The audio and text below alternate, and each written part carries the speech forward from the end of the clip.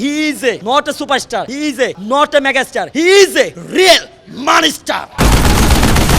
আজকে রিক্সা চালকরা শাকিব খানের সিনেমা দেখছে তো হিট, তারপর গার্মেন্টস শ্রমিকরা শাকিব খানের সিনেমা দেখে বলে তো আজকে সুপারস্টার, তারপর মেগাস্টার। আমরা তো ভদ্র, তাই ভদ্র ভাষায় কথা বলি, উনাদের মতো তো মূর্খ ভাষায় কথা বলতে পারি না। চিয়ার্স। তারা আবার বলে কি শাকিব খানের ভক্তরা নাকি মূর্খ, সিনেপ্লেক্সে কি শাকিব খানের বরবাদ সিনেমা দেখে নাই, আমার দেখে কি আপনার মূর্খ মনে হয়? এখন আমরা তো ভদ্র, তাই ভদ্র ভাষায় কথা বলি, উনাদের মতো তো মূর্খ ভাষায় কথা বলতে পারি না। কারণ মূর্খভাবে যদি কথা বলে আমরা হচ্ছে বুঝি, আমরা মানে বিষয়টা বুঝি। সে ছোটোবেলাতে মুভি দেখে গেছি। আজকে শাকিব খানকে এমনি এমনি শাকিব খান হয়েছে, আজকে শাকিব খানকে সুপারস্টার, মেগা স্টার, এই যে তকমাগুলো দেওয়া হয়, এরা কি কোথায় থেকে আসছে? আজকে রিক্সা চালকরা শাকিব খানের সিনেমা দেখছে তো হিট, তারপর গার্মেন্টস শ্রমিকরা শাকিব খানের সিনেমা দেখে বলে তো আজকে সুপারস্টার, তারপর মেগা স্টার। তবে আমি একটা কথা বলতে চাই, যারা এই প্রিন্স সিনেমাটা দেখবে তারা হল থেকে বেরোয় খালি একটা কথাই বলবে, এতদিন আমরা জানতাম Shakib Khan superstar, mega star, Dhallywood বাদশাহ, ঢালিউডের কিং, ঢালিউডের রাজা, দ্য কিং ইজ হেয়ার, মানে অন্যরকম অনেকে অনেক কথা বলতো। কিন্তু প্রিন্স সিনেমা দেখার পরে ওনারা জাস্ট এই কথাটাই বলবে যে he is a not a superstar, he is a not a mega star, he is a real money star. মানে মানি স্টার একটা ভাইব আছে ওনার ভিতরে। সাকিব খান এবং সাকিবিয়ান নিয়ে যখন কথা হয় সবাই একটা কথাই বলে যে সাকিবিয়ানরা হচ্ছে বস্তির পোলাপান, অশিক্ষিত।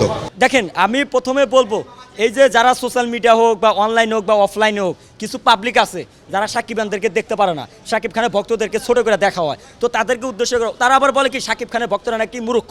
তো ভাই আপনারা কিন্তু আমার থেকেও আপনারা ভালো জানেন, কারণ আপনারা বিভিন্ন হলে যান, সিনেপ্লেক্সে যান, সিনেপ্লেক্সে কি শাকিব খানের বরবাদ সিনেমা দেখে নাই? ওইখানে যে সমস্ত ক্লাসের লোকেরা যায় তারা তো আপার ক্লাসের, আমরা তো মিডল ক্লাস, তাই আমরা সিঙ্গেল স্ক্রিনে দেখে আমরাও যাই ভাই সিনেপ্লেক্সে শাকিব খানের সিনেমা দেখে, আমরা যেহেতু ভক্ত তো আমরা সব জায়গায় যাই। কিন্তু শাকিব খানের সিনেমাকে আপার ক্লাসের লোকেরা দেখে না, এখন কিন্তু দেখে। তো ওই সমস্ত গত বছর কিন্তু এটা নিয়ে একটা টল করা হয়েছিল যে একজন শিক্ষিত লোকের জিজ্ঞেস করা হয়েছিল যে শাকিব খানের যারা ভক্ত তারা নাকি মূর্খ। তা আপনি এই বিষয়ে তো উত্তর কী দিয়েছে জানেন? যে আমার দেখে কি আপনার মূর্খ মনে হয়?